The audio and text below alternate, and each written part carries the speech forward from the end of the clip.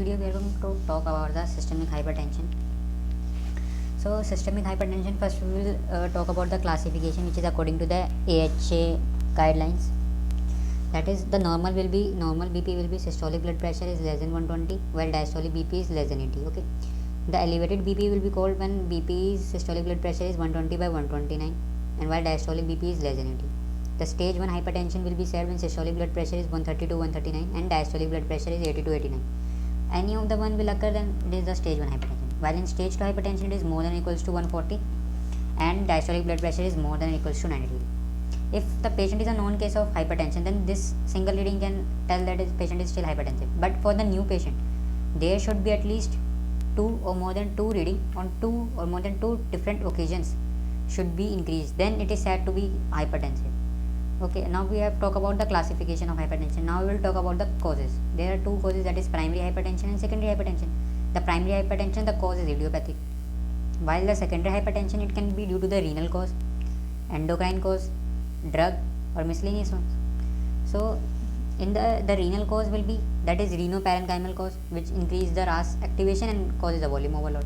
While there is renovascular cause, in this there is renal artery stenosis, which further stimulates the RAS due to the decreased GFR, or whether due to the activated sodium channels. Okay, the endocrine cause, it can be due to the hypothyroidism, hyperthyroidism, both can occur the hypertension, or pheochromocytoma will be there, Cohen syndrome, in which aldosterone is increased, so diastolic blood pressure will be increased. While drugs like NSAIDs, which will decrease the GFR, stimulate the RAS, or whether steroids can cause, estrogen cause, cocaine can cause, because it will lead to the increase in sympathetic activity. While the miscellaneous one will be coarctation of aorta, which is the most common congenital cause of hypertension, or OSA is also can lead to the secondary hypertension. So the treatment is also according to the classification, that is whether it is elevated BP, stage 1 or stage 2. If it is elevated BP, then we will go for lifestyle modification. In lifestyle modification, that is 30 minutes of daily exercise हो गया, 5 ग्राम का salt intake होगा maximum to maximum per day, और saturated free fatty acids हो गए which will be decreased, और balanced diet हो गई, alcohol consumption को decrease करना हो गया. This can lead to the lifestyle modification. If stage 1, if CED is present, then lifestyle modification along with drugs are given. If CED is absent, then only lifestyle modification is enough. And in stage 3, both lifestyle modification as well as drugs are given. So we will talk about the drugs which we are going to give. If the patient is perfectly okay except for the hypertension, that is there is no comorbid condition, then the drugs will be whether it is ACE inhibitors, ARB, CCB or diuretics, any one of the following. These are the first line drugs.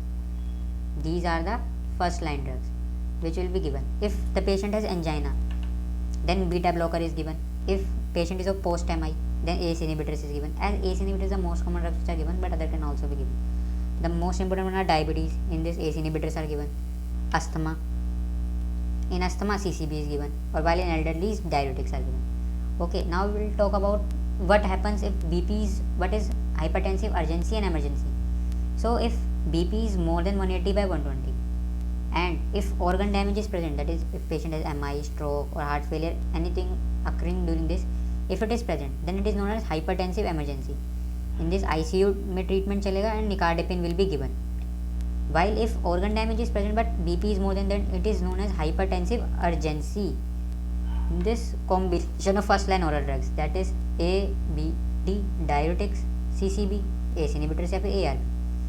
And we will call the hypertension to be resistant hypertension when BP is 140 by 90 despite more than or equals to 3 drugs are given, in which one is diuretic, then it is known as resistant hypertension. इसमें हम और भी drugs देंगे like beta blockers and ये सारे drugs और हम देंगे. मोस्ट कॉमन कॉज होता है non compliance of patient with the drugs. So that's a small topic of hypertension, but is a very important topic from the patients point of view और emergency point of view. So everyone should know about this. So if any doubt, you can write down in the comment section below, and I will give the link for this PDF down below, so you can watch it.